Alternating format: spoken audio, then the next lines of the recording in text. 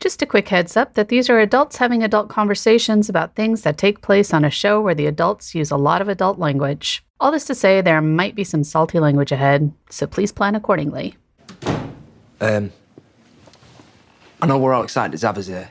Yeah, I get that, but I know a lot of players like him, and they're all just self-absorbed glory hunters who only care about themselves.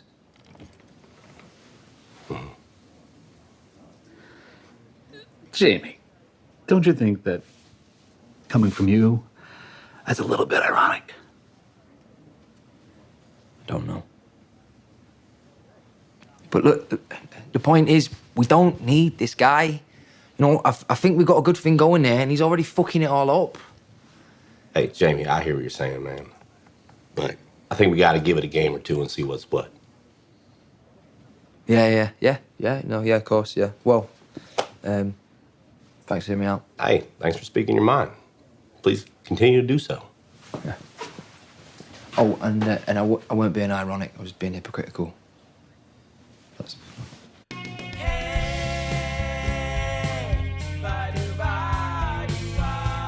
What would Ted Lasso do? That's the question we explore in each episode of this podcast. We take the lessons we learned from Ted Lasso and apply them to the real world through the lens of leadership and positive psychology. My name is Dimple Dabalia. And I'm Jeff Harry. We hope you enjoy this episode as much as we enjoyed making it, and that it helps you discover your own Lasso way and embrace what it means to believe.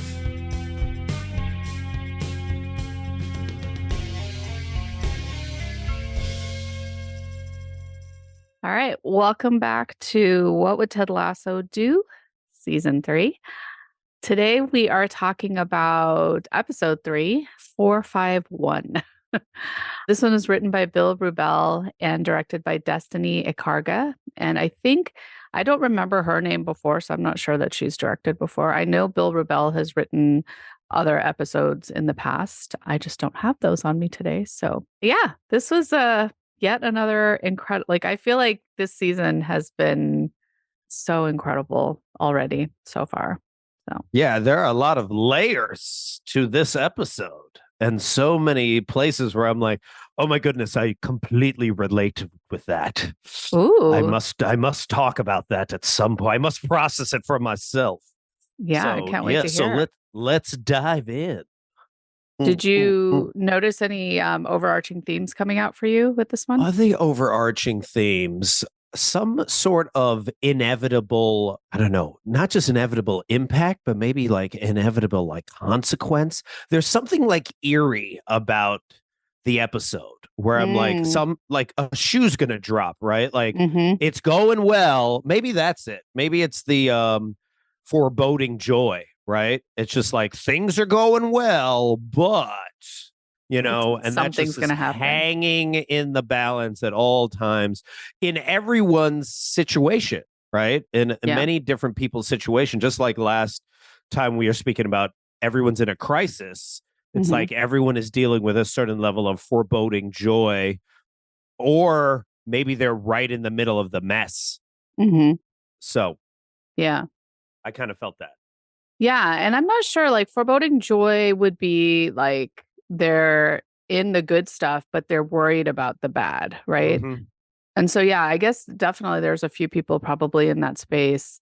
I think for me, there was a couple things that were said that made me think that maybe that was kind of the theme, and I was trying to figure out where that fit in. But the first one was around being a chameleon. Right. So changing depending on the situation.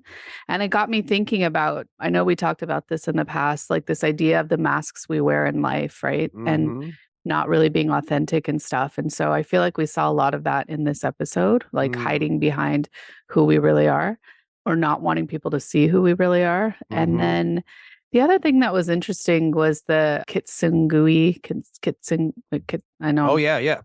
Yep. The embracing the flaws and creating something beautiful. I've always heard it as wabi-sabi. That's the term that I've known in the past. But I love this philosophy of taking something that's kind of broken and whatever and bringing in that golden, the gold and creating something that is really beautiful, even with all its flaws. And so I was trying to... And stronger. And stronger, and yeah. stronger. Yeah. And so I was kind of thinking about where that fit in this episode as well. So those are the two that really kind of came up for me just because they were so prominent in Yeah. the episode. But then the other thing was this idea of putting people up on pedestals. For some reason that Mhm.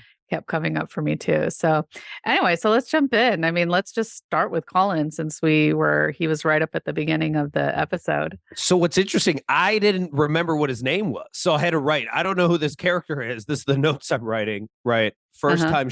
And I was like, this is the first time showing a player to start the episode at their house, right? Like I was like, when's the last time they showed a player to begin anywhere, right? And then I'm like, wait a minute, that's not his house. And I was like, hey, go, Colin. Colin's getting some. Like, good job, Colin. And I thought it was like, oh, wasn't that big of a deal? Like, this is nice. Like, it's showing him in this like healthy relationship. I didn't know anything about this dude now. And I'm like, hey, I'm really happy for him. And it's also showing a certain level of like new diversity that you usually don't see from regular shows. So I was like, good for him. And then he hops into his fancy car, and then you're like, oh, mercy, man. Oh, goodness. And then I was like, oh, yes, this is the strong and capable man guy. Like I almost had forgotten, who Colin was, right? And then it goes to Zava. Yeah. So Colin is played by Billy Harris, and I love this guy, and I'm excited to see him actually getting a story arc Yeah. because last season, like we saw Sam, like Toheeb Jamo, really like break out and get kind of his own line of things. Mhm. And so I like this storyline, and I think there was a part of me that always thought Colin was gay. I don't know why. And so I thought that that was interesting. And then I love the song that's playing, the Out of My Head song by Fastball. And so what was interesting though was I got the impression from that first encounter with Michael, his boyfriend, that it's actually his boyfriend. It's not like a hookup. It's not like Right, they've right, been right. together for a little bit of time. But what I got really curious about was when he got in the car and he repeated his mantra, right? I am a strong and capable man. It really made me wonder what role Dr. Sharon played in helping him either come to terms with his sexuality or be in a Mm. relationship or whatever it was, you know what I mean? Because now I'm wondering if that, to say like I am a strong and capable man and how that relates to being a gay man, it really like it made me kind of think about like, well, what, was that part of what he was talking to her about? Because we'll see it come up again later when we find out that he's been benched, right? And Yeah. at that point he says, I am still a strong and capable man. Yeah. And I love that because we've talked about this before about not having our self-worth tied to the thing that we do. Right. And so I like that he's able to kind of pull those things apart for himself now. And clearly that's a lot of what he was working on with Dr. Sharon. So anyway, I thought that that was really cool. And yeah, I'm excited to see where this story kind of goes. Did you know that he was like in the closet about his relationship? I didn't know. I didn't pick that up at all. No, I didn't. And it's interesting because there's a lot of chatter in the Facebook groups about there's some people who think that all his teammates know, and especially because you Mm. see them all later joking about it Yeah, when he's just like, yeah, okay, I'll have sex with Zava. And they're like, hey. yeah. But then when he introduced Michael to his friends Mhm. at Sam's restaurant, it was all about this is my pal, Yep. my wingman, Yep. and the fact that they were making out outside, Yep. it really made me feel like, no, he hasn't actually come Yeah. out to anybody, which kind of raised two things for me, right? Like, number one, if you're really concerned about this, why are you making out in the alley right next to the restaurant, right? Well, But sometimes passion takes over. I understand. Like sometimes you've been waiting. It's tough. yeah. But that's another thing I was looking up this morning just to kind of see the statistics on LGBTQ plus players or people who have come out in professional sports. Oh, And it's not a lot of people. no, It's it's still very really, what is the percentage? I mean, I only found like 10 that were Total, well right? but these were ones that were highlighted. Yeah, There was only 2 that I could see in soccer though, in professional football. exactly. One in the NFL. And that one in the NFL, as soon as he came out, he lost his contract. See, and so there's still like so much stigma and A lot of stigma more so on the men's side Mhm. than on the women's side. Yeah, But like for sure. a lot. Yeah.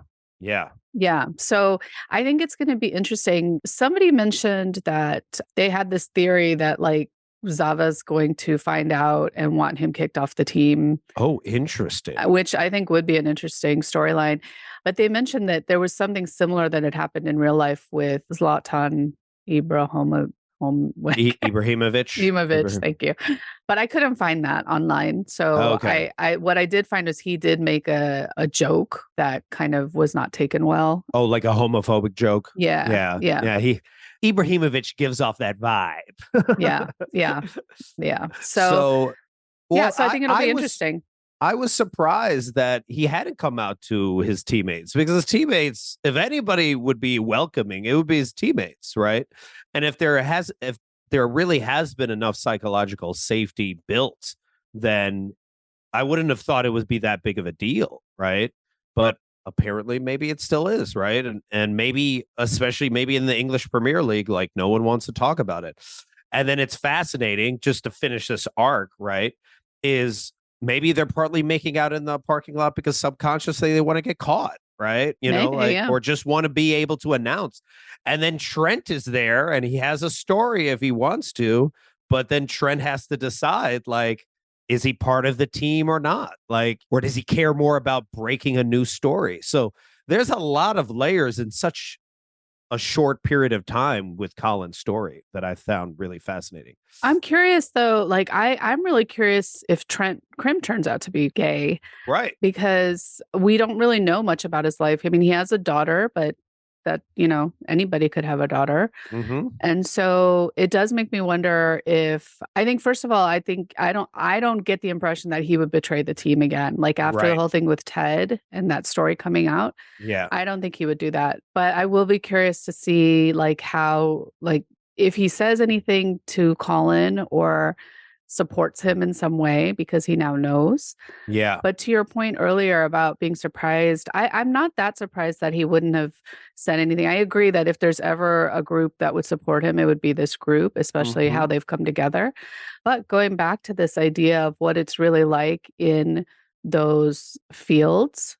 That's true. Those I think very yeah. toxic male dominated fields. You're right. Yeah. But it also, I think, explains a lot about the bully that he was, right? At one point. Because he and Isaac at the beginning were the bullies. Oh, right. I forgot about. Wow, that's so far back now. I forgot him and Isaac were so mean. Yeah. I can't even think of them that way now. That's crazy. Yeah. Wow. And so if you think about it, like to be like uber masculine in that way makes a lot of sense, Yep. So I think that's going to be an interesting story to follow for sure. And then we get to Zava. Oh, yeah. Zava. Zava. Oh, my goodness. I both love Zava and loathe him at the same time. I mean, it's just the fact that he gets 4 different lockers and a recliner and a meditation pillow before he arrives. And where his lockers are now, that's where Jamie's locker was. Oh, was it? Yes. Oh. So ouch. Jamie just got booted over to the side. Yikes. Yeah. Yeah, I think that's an interesting thing too, like just the fuss that's being made over him, right? Yeah. Like that whole announcement, like when they're going to do the welcome out on the pitch. Yeah. He just doesn't show up. Well, it's funny because that welcome to the pitch is done all the time in soccer. And there's so many, and we can debate prima donna in a moment, the whole term prima donna, but there have been soccer players who just haven't shown up. Like it's just like they feel like they're that big of a deal. Or if they do show up, they show up like 2 hours, 3 hours late just to, send a message. And that's not just Zlatan. Like so many other players have Oh, done that's that, from like interesting. Neymar's to I don't know if Messi did it. I think Ronaldo did it.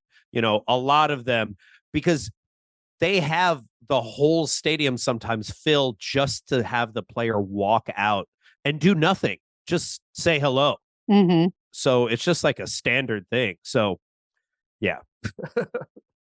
So that's really interesting. And it gives you a sense that, because Roy, like, well, Ted says coaching a superstar can't be all about how you solve a problem like Maria. So that whole thing was really funny. But Roy says, that it's different. And so this idea of superstar, like we saw, like Jamie was such an incredible Mhm. player for the team. We've seen Danny as an incredible player. And so, but there's something about this guy. And I think like when he walks into the locker room, and first of all, they've got music from, I think it's Jesus Christ Superstar playing. And then the fact that all the guys are, like Danny's like, he's an angel. And what's his name? The Dutch He dude. goes, He's, yeah, go ahead. yeah. And he's like, why are you downgrading him? He's clearly a god. And even before he walked in, they were like, Jan Mas. Zava Jan moves Mas. like a panther, right? Zava, men transform when they're around him. Like, it's like, it's so like people feel like their life changes simply if he touches them, right? Like, Mhm. Yeah. Like he's exactly. And so it's like that charisma that he brings, right? There's yeah, like that performance and that charisma. yeah, And what the guys were talking about is like that sexiness that transcends all like gender or anything, right? yeah. So maybe that's like what makes you a superstar versus like a phenomenal player, is Well, that even before addition. he walks into the locker room, what about when he's in Rebecca's Yes. office, Yes. right? And at first you're thinking, "Oh my gosh, he's going to be like like a prima donna like Jamie and like ignore people." But instead, he starts acknowledging each and every one of them, and he's just like, "I am an empty vessel filled with gold," which makes no sense. Teach me, teach No, me, I am a Matt, rock. I am a rock. Mold me. mold me. And then he goes to Keely and acknowledges Keely, and he's like, I'm sorry that I've made your job harder. And she's like, oh my goodness. And then with Higgins, he brings him in like the Eskimo Yeah. kiss, and it's just into it, forehead to forehead. And he's like, you are the glue. I, Yeah. I wanted to be Higgins at that point. I wanted to be, and then he walks off, and they're like, and Rebecca's like, you have any idea where you're going? And he's like, nope. But he believes so much in his confidence that it's like, it will take me wherever it needs to take me. Yeah, I agree with that. I think that he does have that level of confidence, like, whatever, I'll get there. But I love that Rebecca she's continued on with the same way that she treated him in the locker Yes, room, which is which is great. like, yeah, she's not caught up in the magic of Zava. And so I love that she's just like, what are you doing? Get Yeah. get out from behind my desk. So I really liked that. The thing with Higgins, what I thought was really fascinating is how perceptive he is in some ways, even though he's like so self-absorbed also, Yeah. So Yeah. I thought that was a really interesting. I've never heard Higgins introduced. I've never heard his title. I didn't know he was the director of football, like, Yeah, because remember when he was gonna, I don't remember if he was gonna quit or something had happened. It was one of the first few episodes in the first season. And she's like, fine, you're the new director of football. And like she just like, right. yeah. Right. But up until that point, I did not know, or I didn't remember. And then all of a Yeah. sudden, this guy's like, you are the glue. And I was like, actually, he is. Like, Yeah. Higgins is the glue. Higgins just did DJ damage control because you didn't show up on time, dude. Like, come on, DJ dude. damage control. Which I partly wanted to see more of that damage control. Part of me wanted to see what in the world he said to the fans after they've been sitting there for 3 hours. Well, apparently, according to Shandy, who apparently is shadowing Keely, he was not that great. She's a whole other story. We'll get to her. Oh my goodness. Wow, that's a lot. Yeah, and I love Ted's little joke where he says, I'd hate to think he's, are we sure we gave him the right address? I'd hate to think he's sitting in the middle of Virginia waiting for us. And I was like, yay, Virginia. Ah, So I thought that was cute. Nice. So yeah, so there's that whole kind of drama that takes place before he even makes it into the locker room. Right. And then when he gets there, though, it's just even Roy, who is usually so Mm-hmm. caustic, is like standing Mhm. there and, is just staring and nodding. And They both give the Mhm. nod like we've both been here. Yes, man. Yeah. And then just that whole comedic, like how he keeps standing in front of Ted and Ted Right. has to keep Right. sliding out from behind him. But I loved that he started with addressing the most important person in the room. And everyone's wondering who's it going to be? Is it going to be Jamie? Is it going to be Ted? Is it going to be Coach Beard? Like Yeah. who? Yeah. And it's the Kit Man, and sweet little Will. Except I thought it was pretty funny that he first pointed at Jamie. Oh, he did point at Jamie. Oh my gosh. And I like Phil Dunster. I mean, Jamie has definitely got the most amazing facial expressions throughout this Uh-huh. entire episode. What I've noticed though is every time something happens, it's like he looks at Roy and Roy kind of looks back at him. And so like Roy's like watching what's happening. And I think taking a little bit of delight in it too. Right, right. Because he was just there. Exactly. He was Jamie, right? But Yeah. I love when Zava's like, I too worked as a ball boy when I was 11 years old, and Will's like, I'm 25, but Yeah. like whatever, like no big deal. You're speaking to me.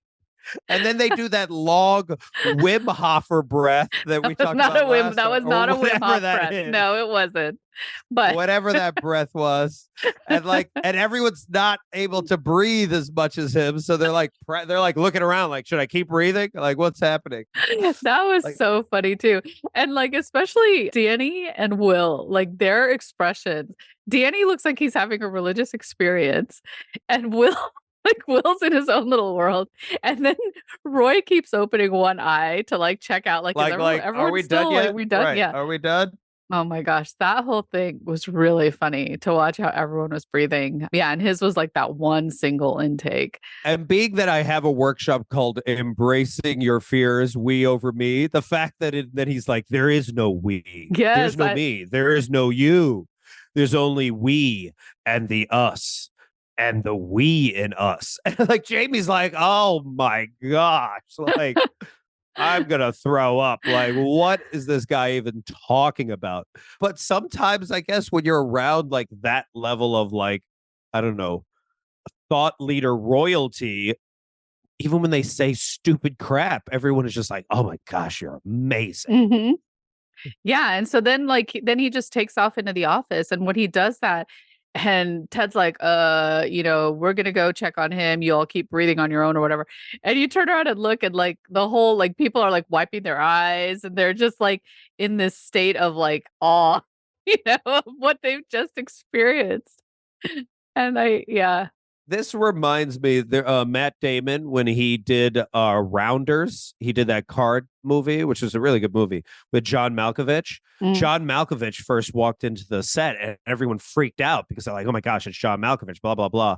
And then when in his first take, because he was supposed to be this Russian guy, Russian card player, he's just like, he just starts talking to this horrible Russian accent and just like, I don't know. And then Matt turns to him and he's like, what are you doing? And Malkovich like leans over to him and he goes, I have no idea what I'm doing. But everyone still loves the guy. Everyone, like, no one wants to say that was a really bad take because he's a god, right? Mhm. And I feel like when everyone walks into the office and like Roy's like, say something, like you speak to him first because none of them know what to say. And then Yeah. Trent's just sitting there like, what's going on? This I guy's love that. cold. I love that Trent's now like he's in it. Yeah. And then he starts moving the 4-4-2 that they've worked so hard on and totally turn it into the 4-5-1. Well, at first it just looks like 1 and then 10. Yeah, I But was gonna say one and then a bunch. Yeah. And he's just so sure of that and then takes off. Like he's done yeah. for the day. Like he's done his thing. So let's, I guess, finish out this arc. I love that all happens. And then Jamie comes back in to talk to the coaches. Mm-hmm. And, going back to our discussion on psychological safety. So clearly there's psychological safety in this workplace, in the sense that someone like a player like Jamie can come in and tell the coaches like how he's feeling and what he thinks, right? Yep. What he thinks is very interesting given like how he was when he Yep. was playing, Yep. and he gets called out on that. And I love that Ted is very direct with him and says, yeah, I hear you, but I think we need to give it a shot, a few games. But thanks for speaking your mind, and please continue to do so. And I really like that because, I think sometimes there is this sense that, oh, well, if I give people an opportunity to speak their minds, then I have to do what they're saying. Like I'm working with a new coaching client, and this was something she said yesterday, that she said, I have a really hard time between like collaboration and actually being a leader, because I feel like if I ask my staff for their input, then I have to do what they're saying. And then like, how does that make me a leader? And so, Yeah. and I love that, it's a real kind of line that we have to walk sometimes. And so I like the way that Ted handled it though, because he said, right, he just said like, I hear you, but we're going to try it. We'll keep this in mind, but thank you for speaking your mind, and please keep doing it. And it's just that acknowledgement of like, yeah, it's your idea, maybe not this time, but it doesn't mean we don't want to hear more down the Right. line.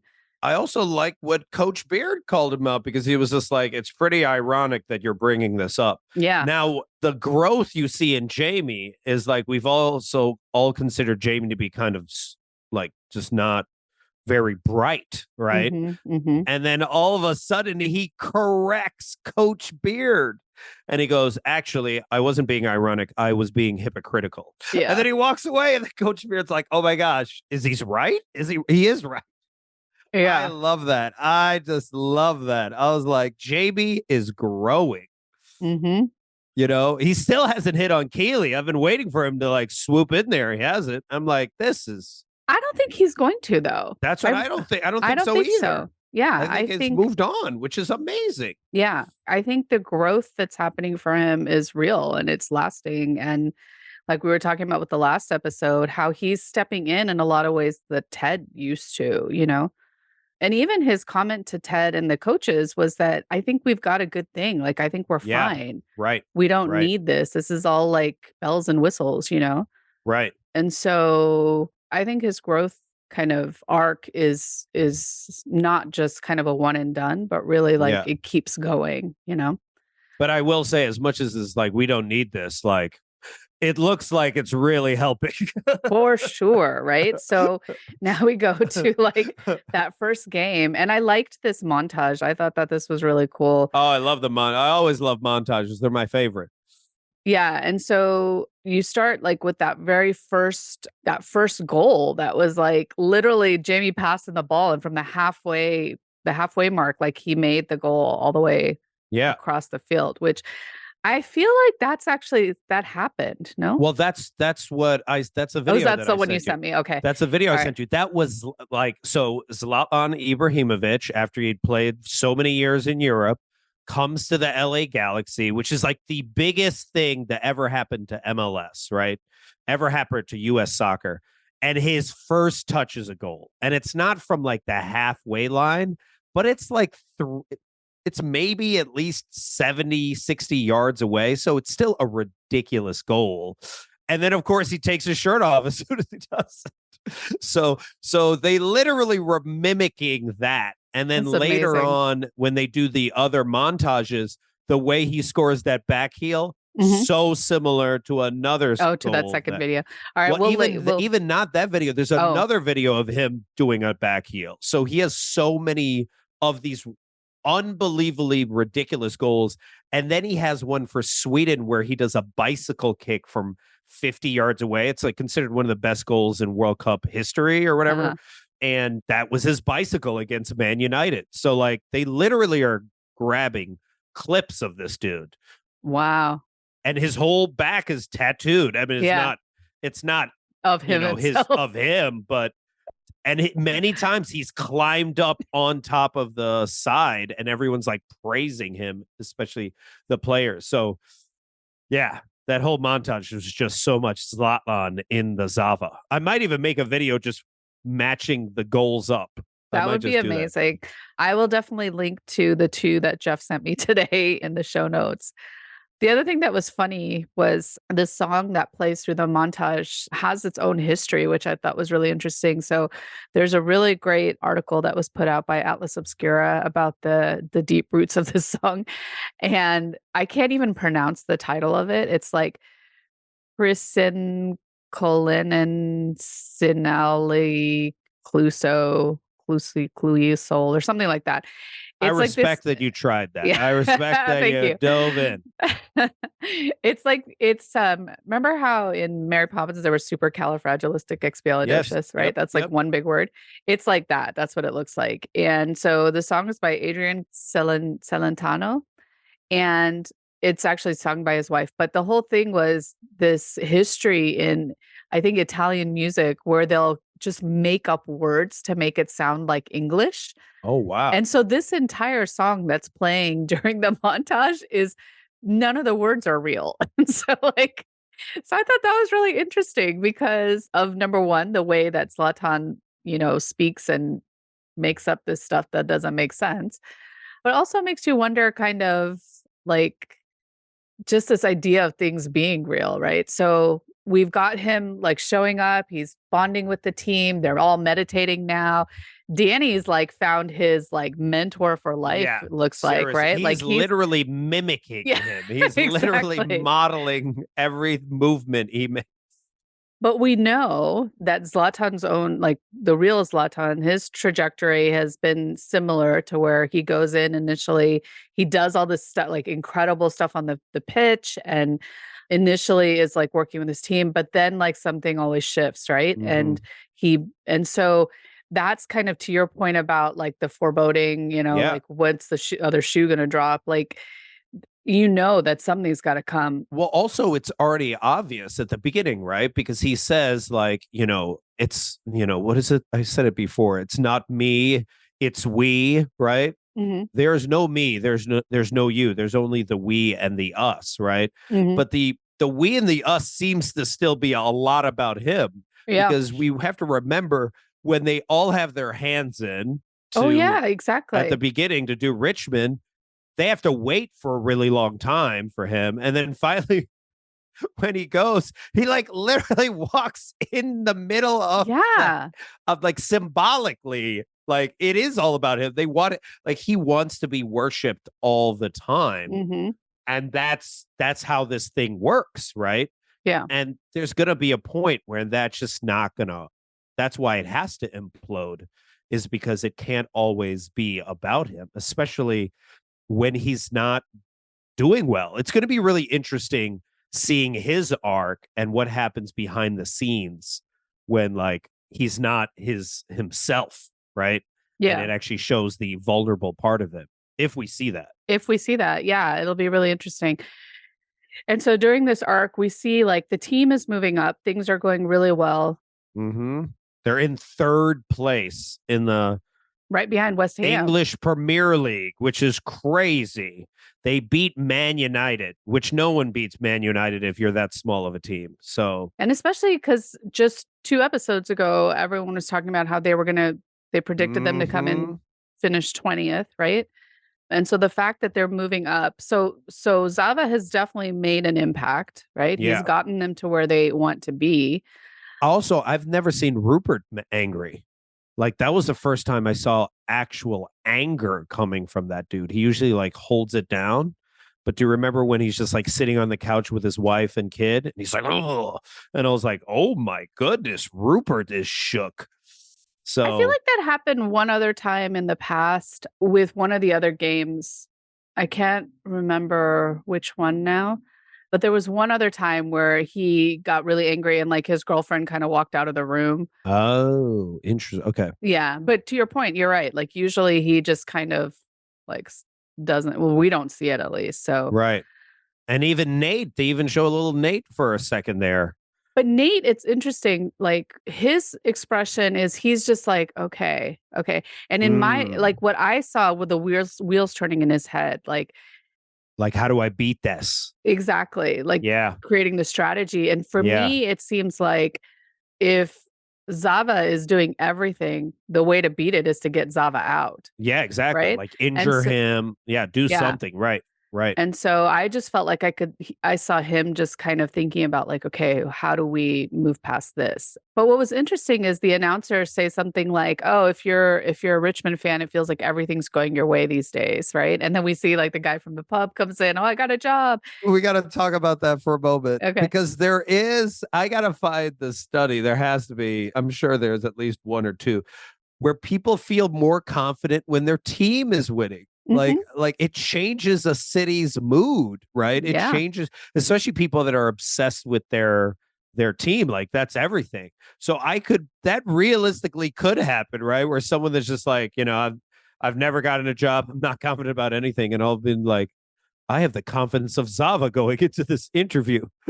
Yeah. And it could happen that way. And that's like the fascinating thing about something like sport, where a whole city can stop for a day and celebrate because this random team that happens to wear their colors and happens to be in that city won this random thing, but it changes people's moods dramatically.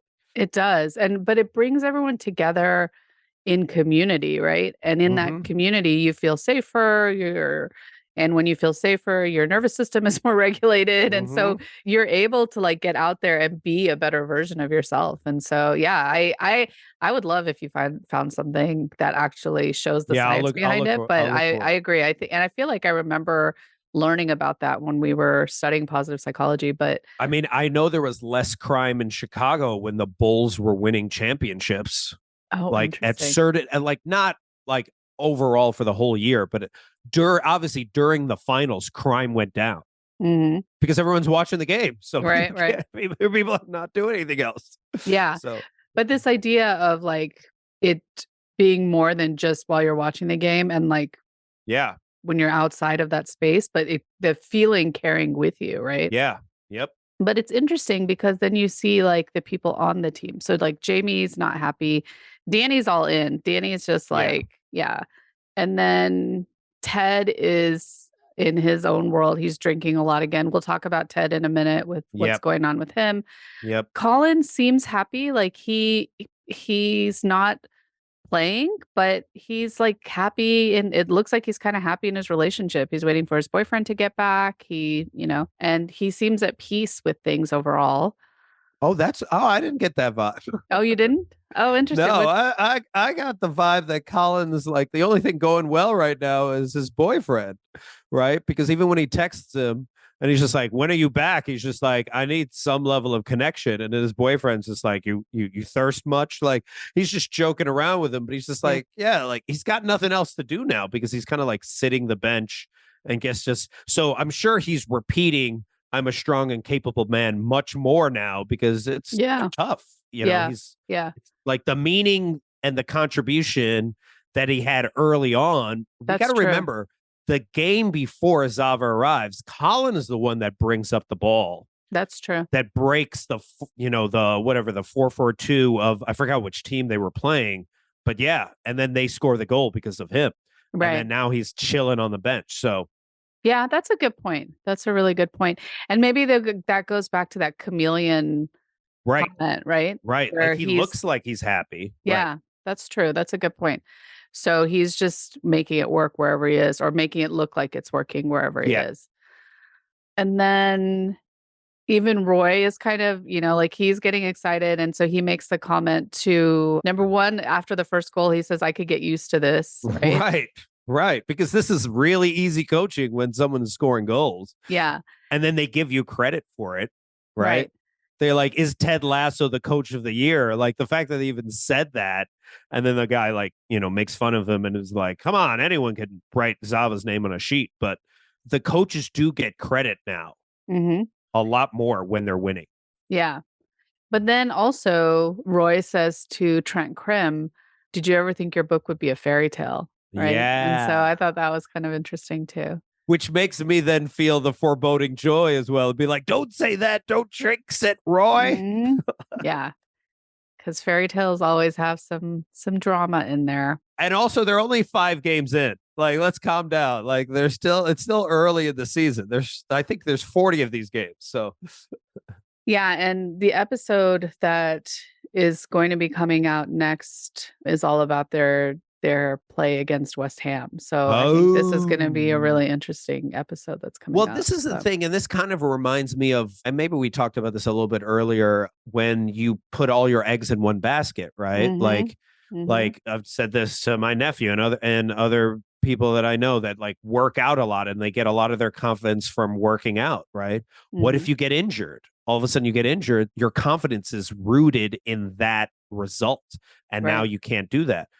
What if Zava gets injured, right? All of a sudden, all their confidence isn't in themselves, it's all in Zava.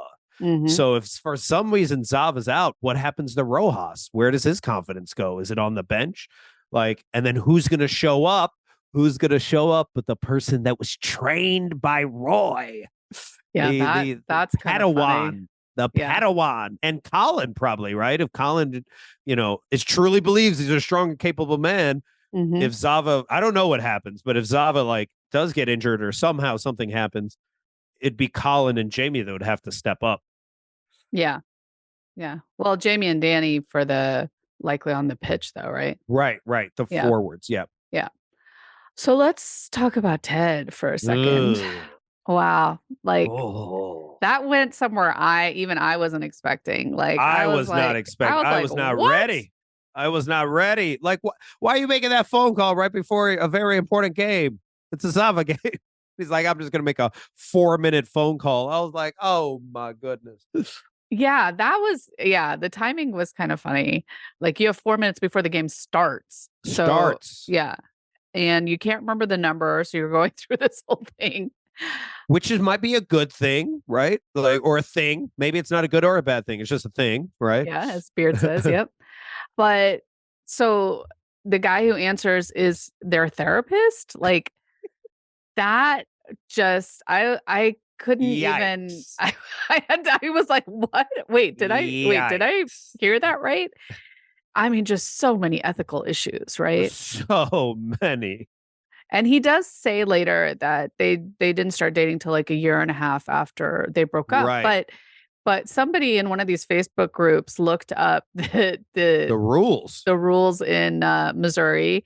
And it says something like you have to wait at least 2 years, first of all. So there's that. I But just love that second, someone looked up the oh rules yeah, people are specifically for serious about Missouri, this. not Yeah. even not even the US, Or Missouri. I guess Kansas. It was Kansas City, Right, Kansas. right.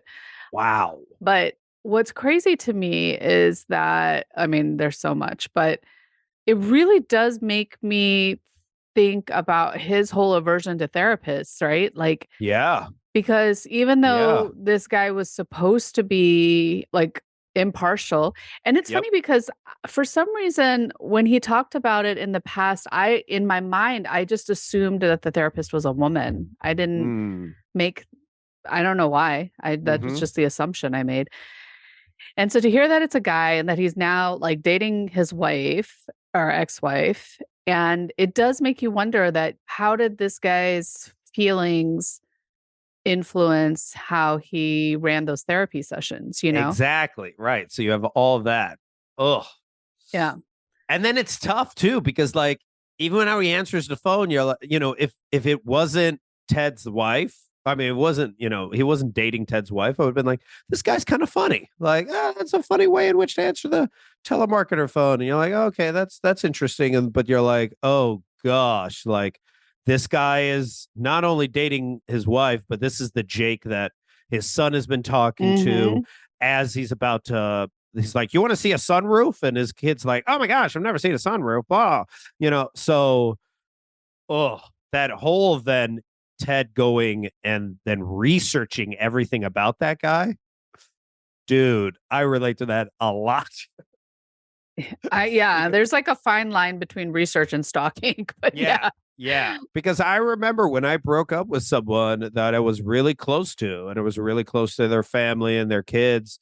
And afterwards found out that they were now with somebody else. Like Mhm. I would go to the Facebook page and like literally watch all the things and be like Mhm. obsessed about it, and then getting really sad and then being like, why am I watching this? And it took me a while. It Mhm. took me a while to be like, okay, this is not helpful. Yeah. I need to just not be curious about their world because their world is not mine anymore. Yeah. But that is hard, man. It's That is so really hard. hard. That is And really hard. it's really easy to fall into that spiral, right? And so we see him going into that dark place again. And it's good that he's still talking to Dr. Sharon. So at least he's Yeah. talking it out and stuff like that. But yeah, it's so easy to go there and get caught up in it. And what's And you can interesting, always go back. You can always check it back. Yeah. You can always Yeah. look back on their Facebook page or whatever it is. So if they have one. In this case, the guy Right. did. To your point, I had a similar situation with someone that I had been with for a while, and that person has no social media. And so then it's even like harder because you don't, interesting. like, you're making all these stories in your mind about what's happening. But, yeah. But one thing you just said, which made me think about something, which is that, this guy picks up the phone with that whole like Donald Trump voice and all that stuff, right? Which is kind of playful and whatever. And it's like all those little like jokes and stuff that Ted used to have drove Michelle crazy. And so, so interesting. You're Yeah. absolutely right. Yep. yeah, so that is interesting. But In many ways, and it's kind of like Jamie getting replaced by Zava. This guy is replacing Ted, right? Like, is he a better Mhm. version of Ted? Like that feeling could come into play, or that's at least the parallel I sometimes see. yeah. Yeah, actually that's a really good point. And this idea of we're all replaceable, right? Mm. So, yeah, so that's very interesting. Okay, so let's talk about Rebecca. Oh, okay. Or did you have anything else on Ted you wanted to Well, say? what did you think regarding like his almost panic attack on the Oh, pitch? yeah. Sorry. I can't believe I just missed that. So, number one, not surprised that he went into that space because what a huge like shock to get, right? And then to have to turn around and go out and be visible to the whole world. Mm-hmm. But you see him, the difference is that number one, he recognizes they're coming on. Number two, he has the tools to deal with them. And so he's breathing his way through it. Mm-hmm. But he barely has a chance to like let it pass before Zava's already Because scored that first goal, which he didn't because even that's a see. good cure as well. Just Zava scoring goals, right? Like, and yeah. Yeah. And that's the tough thing, right? That's the thing that's such the allure of Zava is you really think like, oh my gosh, this guy could cure all. Yeah. Until potentially he doesn't. Ooh. Yeah. But so it is interesting, like when you think about, again, with like, this is going to be most likely his big story of transformation this season. And so you can see that panic attacks are still there, but he's now learning to deal with them in real time, to work through them rather than running off the pitch or whatever, Yeah. right? Like he's working through them. So that's growth as well, which is good. Okay. So then we've got Rebecca. And so many things with Rebecca, but she has finally agreed to go and see her mom's psychic. At first I was like, who is this person? I was like, I had forgotten about the psychic. And I was like, why is Rebecca so anxious around this person? Right. And then I was like, and then as soon as she busted out the bowl, I was like, oh yes, this person. Yeah, that was an interesting. I appreciate this about Ted Lasso though, right? Like we've talked about the masculine, feminine and leadership styles and all that stuff. But I also like that there's an element of the unknown that comes into a lot of this, right? Like, or what some people call woo. Yeah, the woo woo. This is the woo woo. Yeah, because like, we had the ghosts and the curses in season 1 and now we're talking about psychics. And so have you ever been to a psychic? I haven't been to a psychic. I've had my palm read before, and I've definitely done a lot of like in my culture, especially in Hindu culture, the like astrology is like a really big thing. And so, which is, I guess, a little different than being like the psychic thing. But have you? Yeah. Yeah. I went to this guy, Felix Lee Lerma. I'll never forget it, out of San Francisco. And he predicted that my longest term relationship was going to end. And it did. But the crazy part about it when he said it was like, at the time, I was really like, I think my girlfriend at the time, I'm still friends with her. She was told that, yeah, you're all going to break up. So then I went to see this dude. And then I confronted him and I was like, did you tell my girlfriend that we were going to break up? And he goes, well, yeah. And I go, is there any way to salvage the relationship? And he goes, yeah, there is. And I was like, well, what do I need to do? And he goes, I don't know if you'll want to. And in the end, that was true. It was Whoa. true. We broke up and then we talked about getting back together. But at that point, I didn't want to. And I was like, whoa, this dude. I still have a tape. Look at it. It's in my drawer, right? I still have the tape that you record of the dude right here. Oh my gosh. I haven't listened to it in a long time, but he also like held my keys and my wallet. I think he held my keys and Yeah. he was just like, yeah, your dad's father, who you never met, says that you still should go into comedy or, or you still do it in some way. And I was like, dude, who is this man? So yeah, I only spent an hour with the guy, but that was back in 2007. And I still remember that. Yeah. That was like 15 years ago. I mean, it's funny because a lot of these things, people, there's always like these misconceptions like, oh, it's witchcraft and it's sorcery and it's this and that. But a lot of this is about just really like deeply intuitive people, and it's about intuition. And now, I mean, there's a lot more about tuning into our own intuition and that kind of thing. But it is a bit disconcerting sometimes. And especially like you can feel Rebecca's skepticism. Like I could feel it through the screen. Like she walked in there with an attitude and like, her body language, her facial expression. She was just like, whatever, like this is such a waste of my time.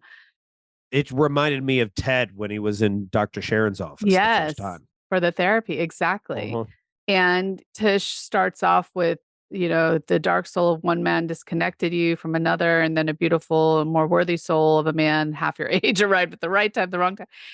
And that like freaks her out. But then Tish is like, yeah, your mom told me that, like that's not my gift. But then when they start with the bowl and Rebecca is like, what's that smell? And so there's a lot of, if you read up on like psychics and being in their presence and stuff, it's like that's often the symbol of like the spirits entering is like the smell in the room changes. There was a lot of discussion in the Ted Lasso groups about how people thought that Tish farted and that's what the smell was. I don't know. But anyway, but it's after that Tish says, okay, thank you. And they begin. And then she starts saying all these things, right? Like the shite in nining armor, thunder and lightning, Rebecca's upside down and drenched, but she's safe, a green matchbook. And then the one that really pisses her off that, you're going to have a family and you're going to be a mother. Oh my gosh. Well, I was like worried that she was talking about like a car accident Rebecca was in or something, but then she was like, you're safe. And I agreed with Rebecca at that point. I was just like, I'm done. I'm out of here. Like, what is this? But yeah, when she says that last part, oh, that was rough. Yeah. So why did you feel like it was rough? I'm curious. Well, it was rough because like Rebecca already believes that it's over, like that she's not going to have a family, like that this. And when she says like, I thought, it was just kind of ridiculous, but I didn't realize how cruel you were, because she's like tapping into Rebecca's like deepest, darkest like secrets and feelings. And frankly, she started that at the very beginning when she summarizes like, oh, you left a relationship or you were just so disconnected from one. And then you found someone half your age and then you felt the connection and then you lost that. So like already this person's way into Rebecca's soul already. And yeah, that just was like, that did a number on her at the end. Like, how dare you say that? Even if you knew that, even if you are a good psychic, we don't have the relationship for you to be able to say that to me yet. That's what I thought she felt. Oh, that's interesting. I think it definitely it struck a nerve, because when you think back to Rupert and him personally coming by to tell Rebecca that he was going to have a baby with new Rebecca. And when she says, like, I thought you didn't want kids. And he said, well, I guess I just didn't want them with you.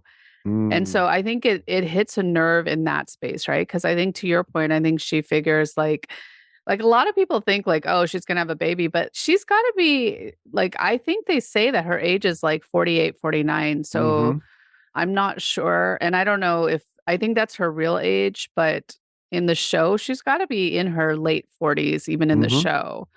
I think there's a lot of different ways to have a family and to be a mother. And Mhm. so, I think, again, there's so many theories floating around about what this is about. But I just remember one of my favorite movies is Under the Tuscan Sun.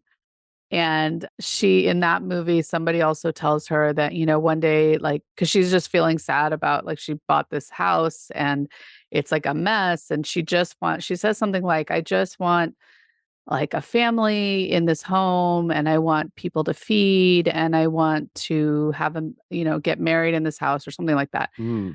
And later on in the movie, like everything comes around and you see like sometimes it's not the way that we imagine things are going to turn Mm. out, but they still turn out with what we wanted, like, or Mm. how we wanted, just not in the way that we imagined they would. And so it's entirely possible that, she could end up being with someone who has a kid and she becomes a Mhm. mother. Maybe it's the team that's really her family. Like there's so many different ways that this could really come to be. And so that's like one of the things that people say, like with psychics or, astrology readings and things like that is like, oh, well, they plant all these seeds and then you like find the things that match up or whatever. And maybe, but That's I true. don't know. I could see that. I could see that. Yeah. Because she even starts looking for the green matchbook. Yeah.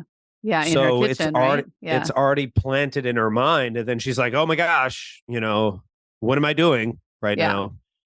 But then you see that Sam has the green matchbooks and, Mm-hmm. like, gives her one of them, right? The shite in Nining armor. So, a lot of people have pointed out that that could be Jamie, like, winning the whole thing because now he's being trained by Roy Oh, and and he's the shite. Oh, that's and interesting. he's number 9, right, on the team. Oh, So, shite in wow. Nining armor. Yeah. Whoa, this is some Riddler type stuff. I Mm. know.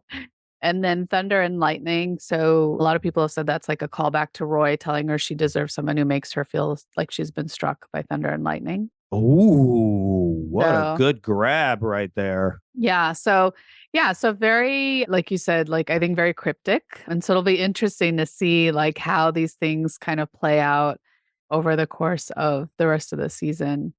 So Mm, yeah. I like it. Yeah. And then, like, with Sam's restaurant opening, I thought that was really sweet that he has a soft launch and everybody comes and you see Rebecca and Keely at the bar, holding court at the bar, and just longingly looking at the people that they had had in their lives. Looking But at the then, past, just looking yeah, at the past, right? yeah. But then just reminding each other there are better things ahead than any we leave behind. So, Cheers to that. mm hmm. But I love the talk, like, I love that Roy sees Jamie sitting by himself and he goes and talks to him, like, Hmm. that whole relationship also, we've seen, like, the growth in that, right? Where they have come to, like, a respect for each other, and for Roy to, like, offer to train Jamie, Is a huge deal, I was right? like, "What is happening?" And the fact that Jamie is willing to show up at 4 a.m. when he used to not even get to practice on time, Mhm, like mhm. that's crazy. Yeah. I also really loved that Isaac was like, "This is the greatest moi moi I've ever I had." Like, I was know, like, he's "I'm so sure." happy. It's He's just like almost anger. He's just like, "It's the greatest." Are you listening to me? like, "I'm not joking." Yeah, I'm not joking. And then Sam moving on. Sam potentially, connecting with the chef. Maybe there's something between him and the chef.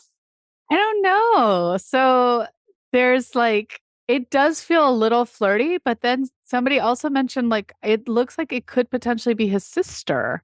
Oh, I did And not get that so vibe. I When know. Rebecca So looks over to them, I'm like, that is definitely not the vibe of a sister. But yeah, yeah, I didn't get that either. I feel like it is like a potential love interest. I also feel like or if it just a really good partnership, right? Like a yeah, good yeah, yeah. business partnership, Yeah, somebody right? cares about for sure. Yeah. I also feel like if it was his sister, he would have introduced her to everybody. Right. Right? Right. But I just thought that was so interesting. I was like, "Oh, interesting," so now I have to go back and watch that again to see, but I didn't get that vibe either. And I was surprised Zava even showed up. I was amazed this Trying dude to would hawk his show up. avocados. I know. Oh, is that what he was doing? Oh, I was wondering. I was just like, what is he talking about? Like, So he owns an avocado farm, and he does.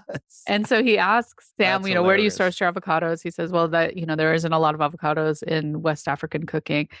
And then Zava says, not yet, which is like the not yet from, like what Ted had said in the last episode. And Right. But it's just like, but this is where Zava can be toxic, right? Is this now he's getting into other people's stuff and changing it towards him. So that's where it's just like, ugh.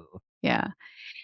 And then we have Sassy show up, right? Sassy shows up Sassy. and she's looking for Ted. And so that's kind of fun. There was one other thing. Oh, Shandy. So Shandy. Yeah. So what's your take on Shandy and how's it going so far with her partnership with Keeley? Well, what I find interesting is that every single person who Keeley introduces her to is like, okay. And then Keeley says, oh, and she's a really good friend of mine. Then everyone goes, oh. And so it makes me think that people are wondering like why Keeley would have this woman working for her. Yeah. I think she's very rough around the edges. I think Keeley's trying to find reasons to like, because she says, oh, I like that she's blunt or so direct or whatever.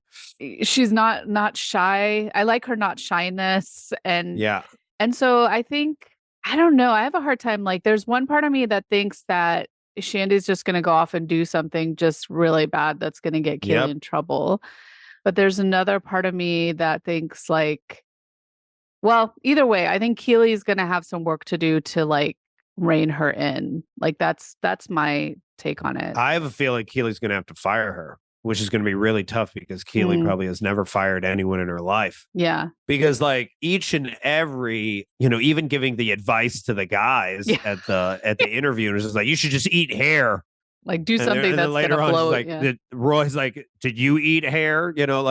Like she's, I don't know. I remember when I used to run this previous job and there would be people where I'd be like, you have so much potential. And if you could, rein it in on the edges, you could be really good for this organization, but you're just not there yet. You're just like, and I don't know. It doesn't look like that Shandy is growing or Keeley is helping her to grow. It's just kind of, she's just able to just do whatever she wants. So, and that happens when you're like a young leader, right? Like and especially when you hire a friend, which is always a bad idea. That's always hard. Always a bad idea because then you can't reprimand them. You can't do anything to them. And I've seen enough. I've had to fire people who were friends with the person that hired them. And I was the one that had to step in to fire them because they couldn't do it themselves, right? Yeah. So it's not pretty. So I feel like something like that might happen after she goes too far with something. Yeah. I don't know though. Like I feel like the way that they write this show is like they want us to believe stuff like that because that's what we're used to seeing. Right. And then often they will go in a totally different direction. And trick us. Yeah. So I don't know. I'm still thinking this might happen, but yeah. Yeah. So yeah, that was another really packed episode. So much good music. We already talked about a few of the songs, but the closing song is by Leonard Cohen. Everybody knows it's one of my favorite songs. And that, we see Trent leaving the restaurant and spotting Colin and his boyfriend. And so I think it's going to be fascinating to see like what happens next. So what are any big takeaways from this episode for you? I mean, I'm going to go back to the foreboding joy thing, right? It's the how can you both have joy for something and not be, worried about like, how do you be fully present and just enjoy the ride when also, that there's something a little bit off, right? Like they have to all know. In many ways, I feel like Zava's like the stock market, right? Where everyone's just so happy it's going up and up and up. But you're also like, this is not real, right? Or the real estate market, it's just like, this is not real. Like all this money is fake or it's funny. And it's, but we're not going to say anything because we don't want to jinx it. But that it's not, it's not long lasting. It's not healthy almost because it's too much of a meteoric rise. Yeah. It's the same way in which sometimes I tell people like, you don't want a video to go viral because if you have a video go viral, then that is who you are. You are that to everyone that now follows you and you have to continue to You continue to produce the same stuff. And then you're beholden to the algorithm and beholden to the people that follow you. And they will tell you, I've talked to some of my friends that are like, they'll tell you, I don't like the stuff you're posting now. Like, can you go back to posting the stuff before? So there's sometimes a curse to so much winning when it's not rooted in something grounded, and it's not a slow rise rather than a meteoric one. Yeah, that's a good point. I think for me, it's this idea of embracing the flaws and creating something more beautiful and stronger. I like this idea a lot, or this, this concept of kintsugi or wabi sabi, whatever you want to call it. But yeah, there's just something about thinking about that, like looking and not in the toxic positivity way, but really like finding that nugget of, good or inspiration or whatever, and kind of focusing on that, especially when things feel broken and hard. So yeah. So that's mine. I'm having so much fun with these episodes. So I am excited for the fourth one. I know it's going to be good.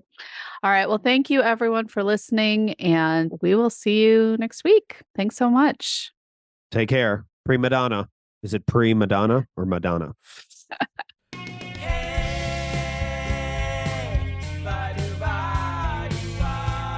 Thanks so much for listening to another episode of What Would Ted Lasso Do?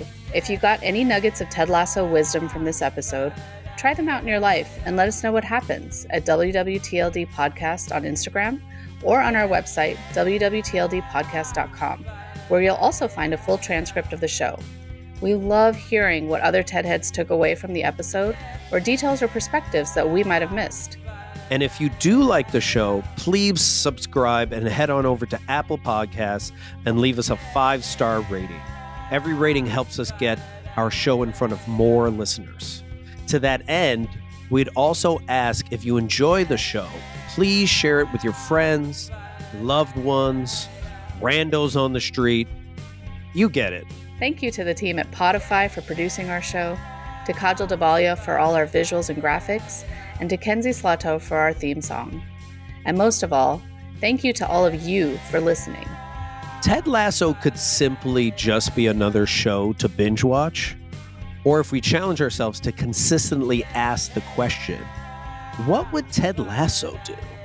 It could change the trajectory of your life. It has for us. So join us again next time as we explore another episode and ask ourselves, what would Ted Lasso do?